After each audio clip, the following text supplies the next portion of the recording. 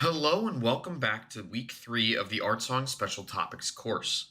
This week we move from Germany over to France and their own version of art song known as Mélodie. Like Lied, this sounds fancy, but it is in fact just the French word for melody. I know, who could have guessed? Anyway, on to today's focus.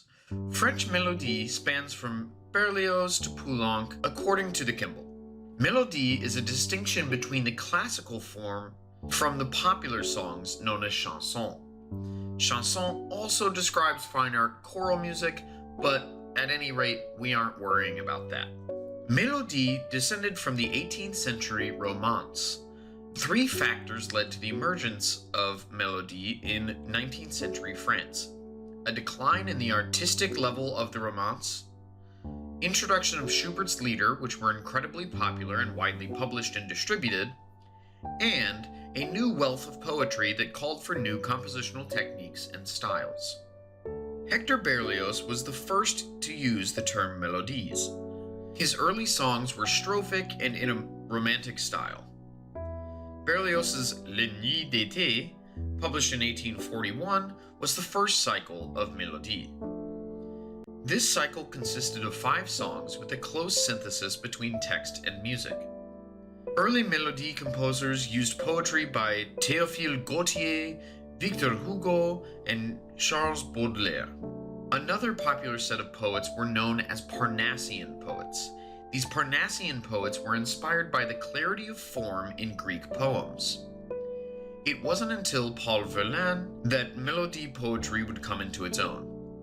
Verlaine had a particular interest in the musical resonance of words and enjoyed the repetition of vowel sounds and alliteration. Verlaine saw poetry as a pure sensation. Gabriel Fauré and Claude Debussy particularly loved Verlaine's poetry, with Fauré creating La Bonne Chanson and Cinq Mélodies de Venise, and Debussy writing the Ariettes oubliées and 2 cycles titled Fête Galante. 20th century mélodie was dominated by Francis Poulenc, who wrote over 150 songs. Poulenc was a member of Les Six, a group of composer friends living in Paris that were inspired by composer Erik Satie and writer Jean Cocteau. Poulenc rebelled against Romanticism and Impressionism and instead focused on clarity, precision, and simplicity in his writing. Following Poulenc's death in 1963, Mélodie failed to maintain its impact and relevance. Satie, Hahn, Ravel, Roussel, and Leguerny embody the clarity of expression and rich harmonic style of 20th century mélodie.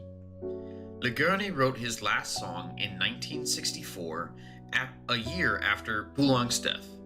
Leguerny was the last substantial body of work in the mélodie tradition. In closing about mélodie, I want to leave you with 2 quotes from Claude Debussy and Pierre Bernac.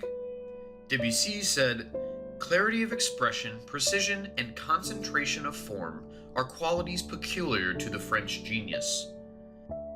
Bernac described mélodie as art of suggestion, more often expressing moods and impressions than precise emotion. Mélodie as an art form is therefore diverse and varied in expressive aims as the composers that wrote them, and I hope you enjoy learning more about them over the next 2 weeks. Our highlighted composers will be Gabriel Fauré, Claude Debussy, and Maurice Ravel. All of their songs can be found on the playlist on Brightspace. I hope you are as enchanted by the melodies they have written and develop a deep understanding of the emotions they evoke within you. That's all I've got for today. See you tomorrow for our discussion on Fauré.